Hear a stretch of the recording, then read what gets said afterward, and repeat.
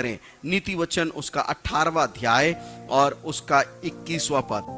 जीव के वश में मृत्यु और जीवन दोनों होती हैं, और जो उसे काम में लाना जानता है वह उसका फल भोगेगा। आप इससे मृत्यु की घोषणा कर सकते हैं, श्राप दे सकते हैं, अपने जीवन को कोस सकते हैं।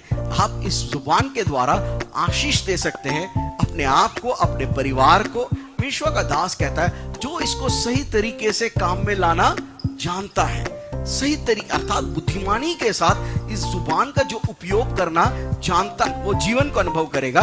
पर अगर इस जुबान का दुरुपयोग करेगा तो वो अपने जीवन में क्या अनुभव करेगा? मृत्यु को अनुभव करेगा। एक सामान्य व्यक्ति एक दिन में करीबन 700 बार अपना जुबान को क्या करते हैं? खोलते हैं। और 700 बार में करीबन 18,000 शब्दों का वो क्या करता है?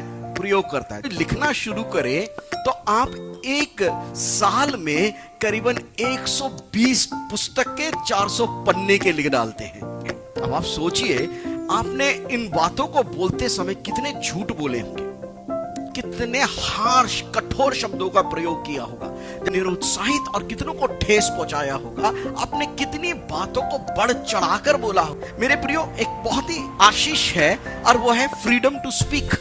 और अभी किसी व्यक्ति के बारे में जिसको बोलने की आजादी नहीं है, वो बोल नहीं पा रहा है, ना वो अपने आनंद को जाहिर कर पा रहा है, ना वो अपनी आवश्यकता को जाहिर कर पा रहा है, ना वो अपने भावनाओं को जाहिर कर पा रहा है, वो चुप है। और मैं सोचता हूं इससे बड़ा टॉर्चर किसी व्यक्ति के लिए इस संसार में नहीं होगा जिसको बोलने की अनुमति नहीं है। अगर आपको बोलने की आजादी मिली है तो इसका मतलब ये नहीं है जो मन में आया बोलना शुरू करें। उस बोलने के साथ एक बहुत बड़ी जिम्मेदारी भी आपकी जुड़ जाती है। आपका बोलना किसी के लिए विनाश का कारण हो सकता है। आपका बोलना कितनों की मेहनत को एक ही क्षण में खत्म कर दिया।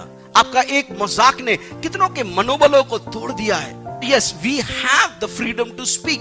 हमारे पास बोलने की आजादी है, परंतु साथ ही साथ हमें जब बोलना है तो एक बड़ी जिम्मेदारी के साथ बोलना चाहिए। हालेलुया।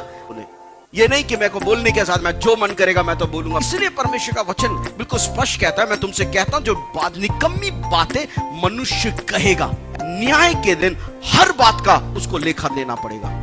कि आपकी जो निकम्मी बात है, आइडल, जिसको बोलने की जरूरत नहीं, बिना बोले काम चल सकता था आपका, पर तो आपके अंदर वो गुरूर था, अहंकार था, आपको और उनको नीचा करने में मजा आता है तो आपको नीचा करना ही था उनको, तो इसीलिए आपने बोल दिया। पर याद रखिएगा, परमेश्वर का वचन कहता है तेरे मुंह से निकले हुए हर एक निकम्मे शब्दों का एक समय आ रहा है जब परमेश्वर तुझसे लेखा लेगा।